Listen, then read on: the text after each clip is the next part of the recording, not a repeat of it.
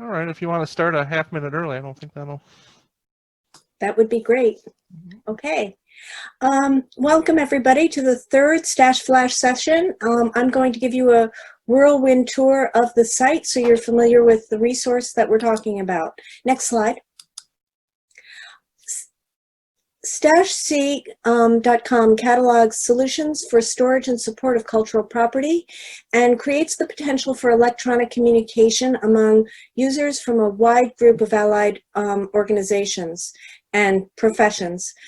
Creating an online resource of storage and support solutions allows museum professionals from institutions of all sizes and types to access a bank of ideas that may help them in providing better collections care. The creation of the Stash website followed a pivotal AIC initiative to address broader preventive care in the collecting community. In 2011, 9 members of AIC coordinated efforts to establish the Collection Care Network, or CCN, as a formal voice for preventive conservation within the organization. CCN is committed to promoting preventive approaches and developing resources for a full range of audiences, from volunteers to seasoned professionals. And collaboration with allied professionals was recognized as key in creating a rich and informed projects of which Stash is one. The website was originally built from the content of a book that's now out of print, the 1992 publication Storage of Natural History Collections, Ideas and Practical Solutions. And this year, an updated version of the first volume of the book was published. It's fantastic, and I should have included a slide of the cover, but I didn't. It's called Preventive Conservation Collection Storage and is edited by Lisa Elkin and Christopher Norris, and includes contributions from about 80 authors. Next slide, please. Briefly, the site is divided by storage configurations, and its organization can be seen on the left-hand bar. Each larger solution includes a number of smaller subdivisions, and each article is organized within the same structure. Next slide.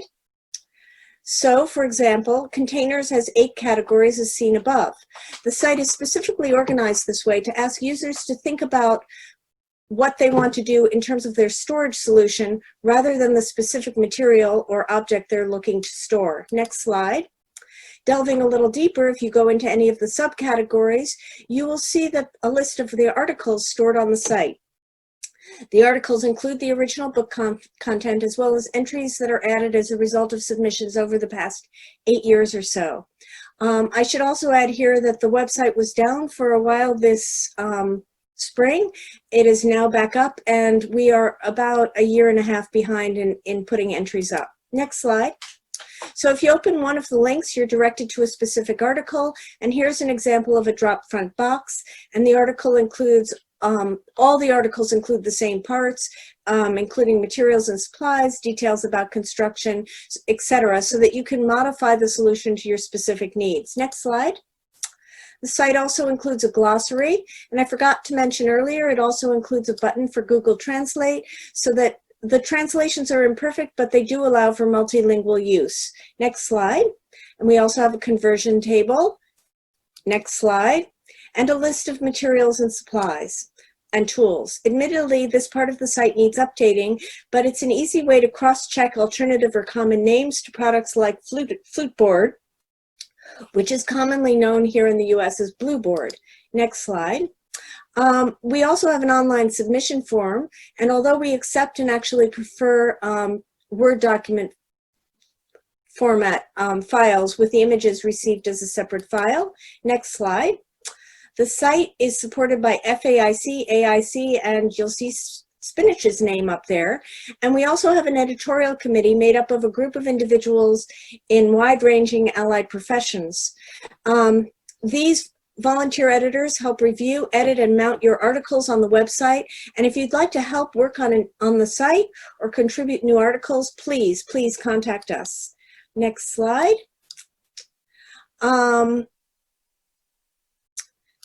There we go. So today's session has only 3 papers, and the papers are more experimental in nature than in past years.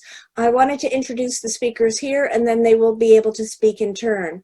Carrie, the first speaker, is a paleontologist and the Paleontology Collections Manager at the Natural History Museum of Utah. She manages over 50,000 paleontological specimens at the museum, which includes vertebrate, invertebrate, and paleobotanical fossils. Genevieve has been working with herbarium collections at Harvard for 16 years. She has worked across the breadth of herbarium practices and currently works primarily with cryptogamic collections and on integrated pest management. And she's also very active on the Museum Pests network site. Marion has a master's degree in conservation restoration, specializing in natural history collections.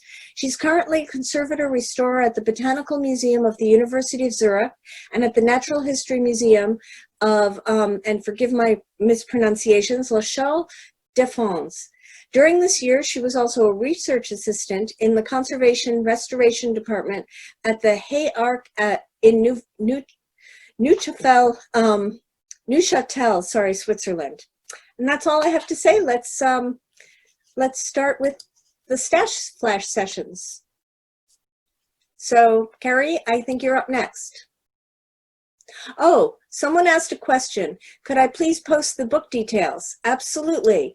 It is a fabulous book. Okay, so I'm going to type the answer to that question. And if Carrie wants to start, that's great.